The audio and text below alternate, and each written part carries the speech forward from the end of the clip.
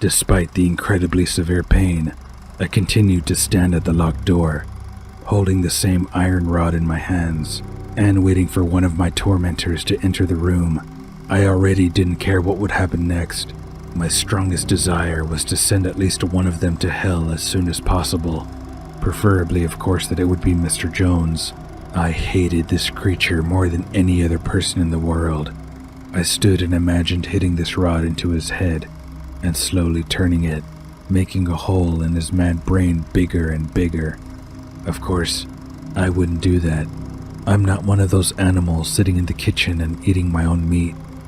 I understood that I wouldn't be able to cope with all of them, and most likely I wouldn't meet the next dawn. It's only a matter of time. Behind the wall, I could hear the screams of these damned cannibals. Some terrible old music was playing around their nasty voices.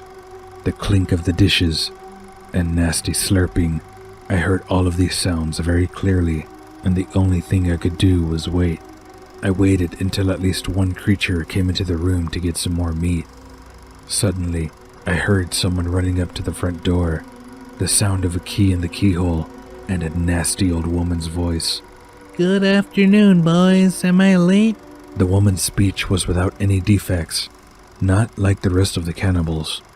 I was even surprised. Oh, hello, Mom. The muffled voice of the corpse eater was heard. Mom? I asked myself a question in a whisper. Have you eaten yet? A woman's voice sounded again. Yes, we have already started. I'm so sorry. Well, that's alright. Hunger waits for no one. I see you have a sumptuous banquet here, the woman said, laughing. Then her voice, along with the others, moved from the kitchen to the hallway. In the room? She asked a question, apparently to her crazy-headed son. Yes, he's there. Is everything okay? Any witnesses? No, we were quiet. Alright, may I meet him? Of course you may. If he hasn't kicked the bucket yet. Laughed her beloved son. I noticed shadows in the crack of the door, which only meant one thing. They are here. They are standing outside the door and are about to enter the room. With my hand still bound, I gripped the metal rod tightly. My heart beat very loudly in my chest. God, give me the strength, I said aloud. And in the end, the door opened, hiding me behind it. Bright light from the corridor rushed into the room, followed by Mr. Jones and apparently the owner of a female voice. She was an old, bent over to the floor woman with dirty gray matted hair. I didn't see her face then, only her back and her legs sticking out from a moth-eaten skirt. Is he hiding somewhere? The woman mumbled. Mr. Jones was confused. He began to rush around the room, trying to find me. He is nowhere to be found, as if afraid of something, an old corpse eater muttered. Have you checked everything carefully? His mother asked. He couldn't escape in any way. The door was locked, and there is such a lattice on the window that you can't break it in any way. I've been standing and listening to all this shit, trying to finally venture and send one of them to hell. I waited until he came closer to me so that there was no chance of missing. They had been chatting for a couple of seconds, but I ignored their conversation, thinking about only one thing. After a few seconds, I caught the moment. He came very close to the door and turned his back to me. Gathering all my will, I swung and hit the cannibal on the head with this iron rod. Unfortunately, I missed, and the main force of the blow fell on the neck. He growled like a wounded dog and fell to the floor, holding his neck. His mother just turned around to me, and as soon as she opened her mouth, she began to yell like a slaughtered pig. Thanks to the loud music that I'd mentioned earlier, none of the cannibals sitting in the kitchen heard her yelling. At that time, this fact gave me much more time for thinking. I came out from behind the door, and again gathering all the remaining strength, I smashed the armature on the cone's head. She also fell after her son. While they were writhing in pain, I tried to find something sharp in order to finally cut the ropes on my hands. But alas, I didn't find anything like that. Without hesitating, I hit the old man several more times on the head with the rod, and he finally stopped moving. What have you done? Shouted his mother, lying in the corner of the room. I ran up to her, and with the help of an already bloody instrument, calmed her down. It was much easier than I thought. As soon as I put this idea into my head, the old radio in the kitchen fell silent, and instead of music, the bewildered voices of the guests of this banquet were heard. It was in those seconds that my brain stopped functioning. I just didn't know what to do next. I could already hear those monsters getting up from the table. Their footsteps sounded in the corridor, and the only thing that came to my bleeding head was to lock the door. So I did. I slammed it shut, closing it with the same key that I found in the old man's pocket. By the way, it was a bunch, and apparently, it also contained the key to the front door to this damned lair.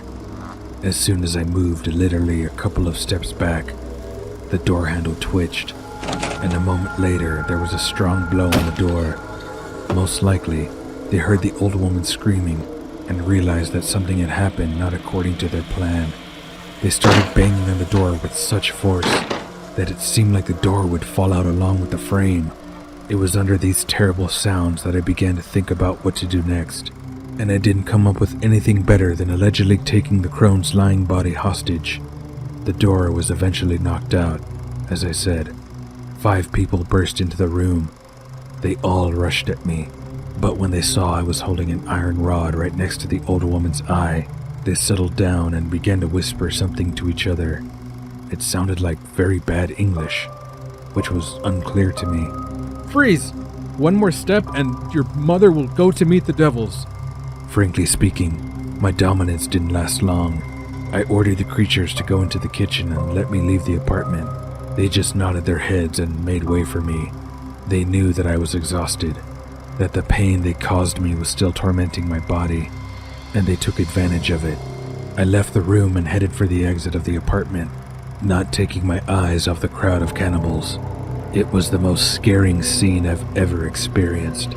I understood that my life was just hanging by a thread, and the slightest wrong movement could easily end it. Suddenly, the old lady whom I had been dragging along all this time began to show signs of life, and the creatures, seeing this, seemed to go crazy. Before I could even turn my head, they attacked me, and again an intolerable pain spread through my body. I dropped the old woman from my hands, and the cannibals clung to me like flies.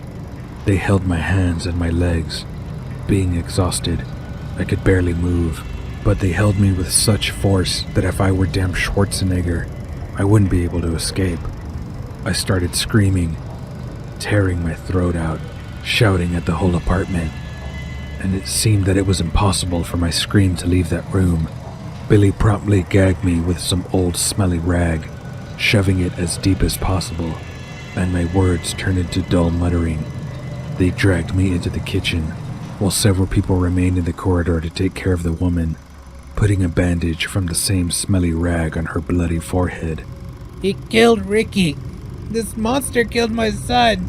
An old woman's voice was heard from the corridor. After these words, they really went mad. No one thought about my life anymore.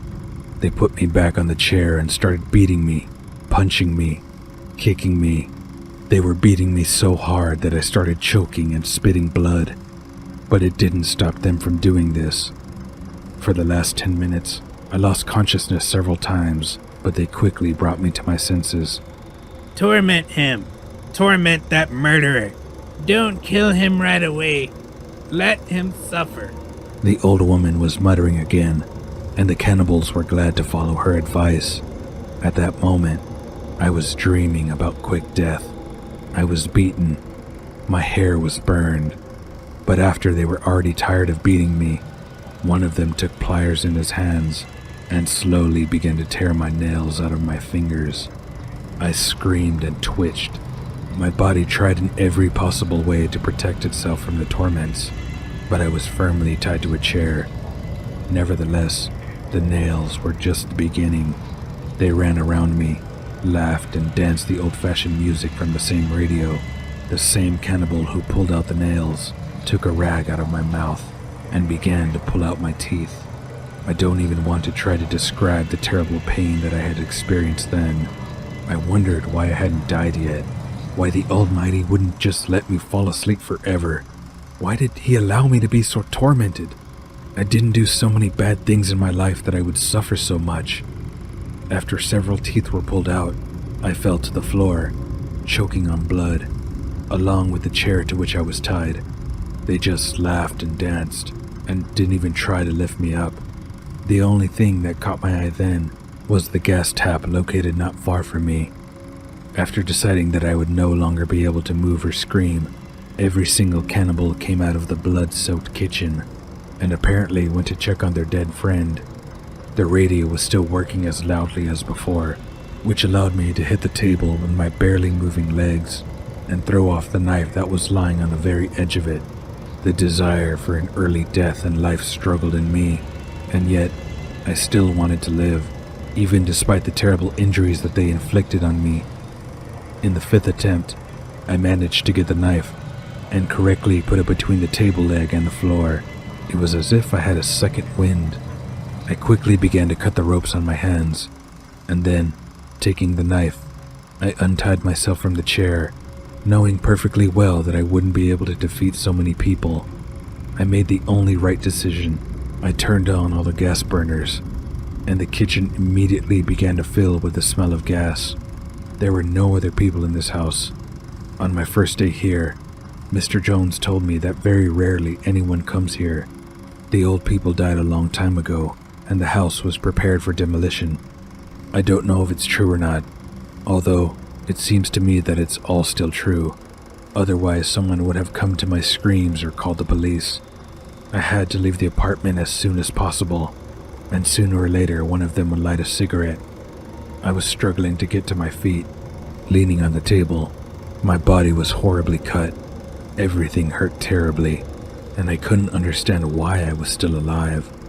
It seemed that a human can't bear such torment, but I still miraculously remained alive, and my mind was clear. I understood well what I was doing, but it didn't prevent me from killing those monsters. In any other case, they would be taken into custody. They would simply go to prison for life, and would eat our taxes, the money of ordinary normal people, somewhere in the ADX Florence. I didn't like this way of things.